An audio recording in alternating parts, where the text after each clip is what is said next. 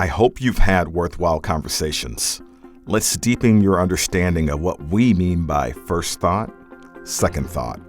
Imagine a negative conditioning screen appears, an awful thought, a racist thought, but you don't have to stay with it because you get to choose a second thought. That negative racist first thought, let it go. But your second thought, that's on you. To shame others for their first thought gets us nowhere. To shame ourselves for our first thought keeps us stuck. So listen to what our participants learned about their conditioning screens, about their first and second thoughts, and then return to your groups and see what has changed for you.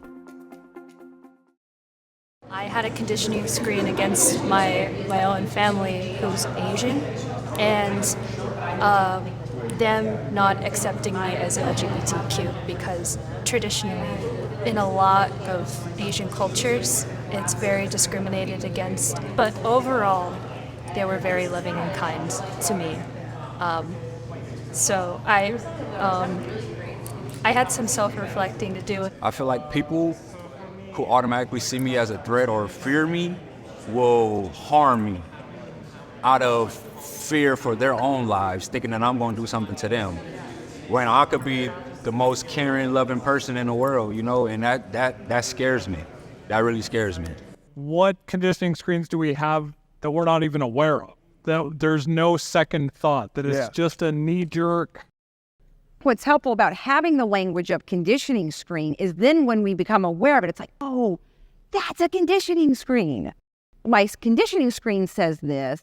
It's not who I am. How we can put those stereotypes and labels onto people of our own background and perceive them a certain way, avoid them, treat them a certain way. And so trying to break down the barriers that internalized racism creates so that we can actually build more community connection within our own selves. Yeah.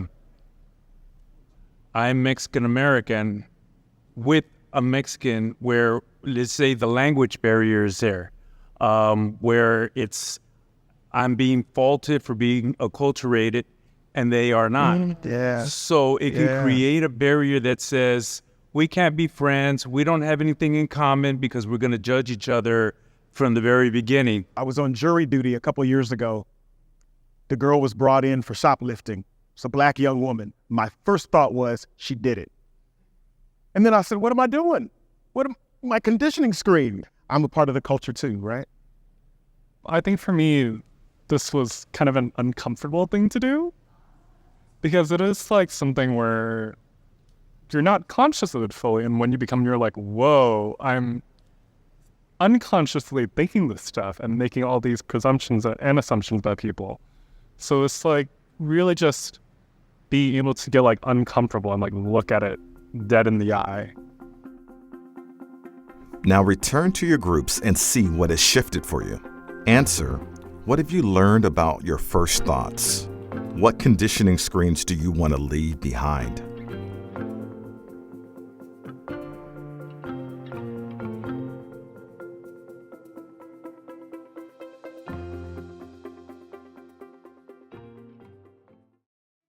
In video number 8, discover conversation pitfalls to avoid and start your homework. Choose someone to start a race conversation using your new tools. To access the series, click on the playlist.